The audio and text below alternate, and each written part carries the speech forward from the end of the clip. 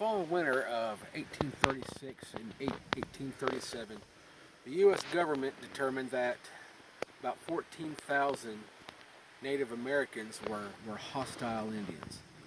So their solution to this problem that they thought they had was to just force Native Americans from their ancestral homelands down in the southeastern part around Alabama and Georgia, in that area, to to the present-day Oklahoma, what they called Indian Territory back then. So they just herded them all up and put them in manacles and put them in stockades until it was time for the removal.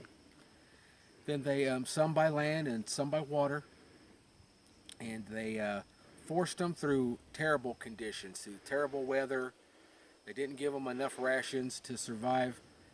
If you can just imagine being taken from your homeland, where you grew up your entire life, the land that you loved, the home that you loved, taken by soldiers through the winter, through starvation, death, your friends and family dying all around you, and the soldiers who did this, they didn't slow down. If somebody died that you loved and cared for, you just had to keep going because you were just forced to. That's why they call it the forced removal. Then they landed in Fort Gibson, and then from there, the Creeks were moved into what's present-day Muskogee, and then they moved them from there to Okmulgee, the present-day Okmulgee, which is where they established the capital.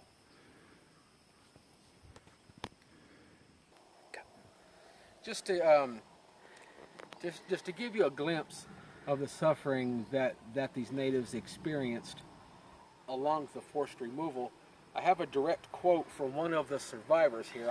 I'm going to read it so I'm sure to not get it wrong. It says,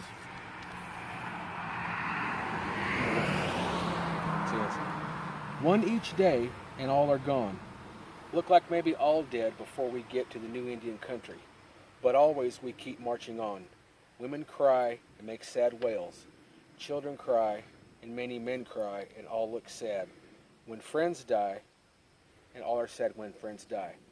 But they say nothing and just put their heads down and keep moving west. She, his mother, speaks no more, but we bury her and go on."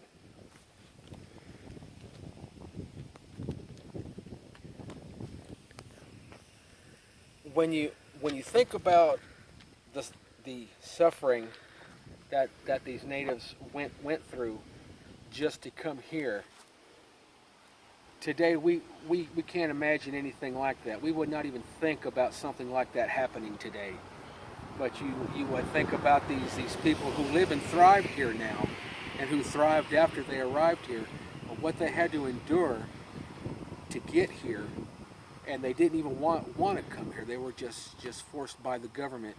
That's just that's hard to just to get your mind around.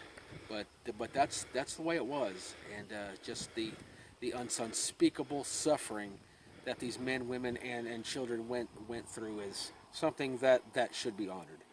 Okay, we are now in Okmulgee County, just north of the city of Okmulgee, about 2 miles northwest of the Creek Council House Museum. And where we're at now is the gravesite of a man named Sam Shakota. And here on the memorial is a plaque by the Trail of Tears Historical Society, commemorating this man who endured the Trail of Tears forcible removal of the Indians in 1836 through 1839. Now, what is significant about this grave and this monument is the continued suffering of the long journey of these people to get here. But after they got here, some of them prevailed. This man here, Sam Shakota, he turned out to be a Methodist minister for 37 years, and during the Civil War, he achieved the rank of lieutenant colonel for the Confederacy. and also he was elected for on 3 different occasions as the principal chief of the Creek Nation. If you come around the back side of this monument, you will see the original headstone that for his grave. It is so weathered, and it's been broke here a long time ago, and it looks like this is some recent damage, and I'm about to knock it over. There you go. So, and this monument was erected in it was restored in 1965, but this was erected by his friends after he died. So, and also this was restored back in the 80s by the Boy Scouts as well. So this is a very historic site as far as the Indian removal and the Trail of Tears, just to signify how they went through a horrible time.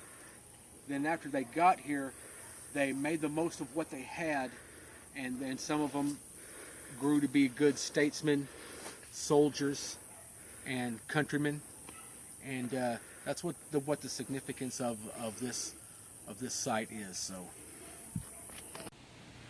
to end the video, I would like to read a quote from a soldier who was actually part of the Removal Act. He was deployed to go with the Cherokees, and he was a longtime friend of the Cherokees since he was a little boy.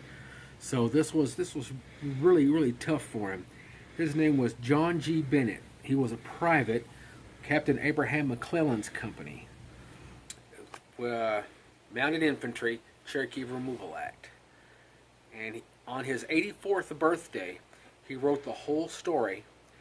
And in the very last paragraph, this was very moving when I read it. It says, "Let the historian of a future day," which is us, "tell the sad story with its sighs, its tears, and dying groans." That's our responsibility, is to tell the story that is not always told. So that's why I really thought that was significant. So hope you enjoyed our little video, and we hope you learned something from it. Thank you.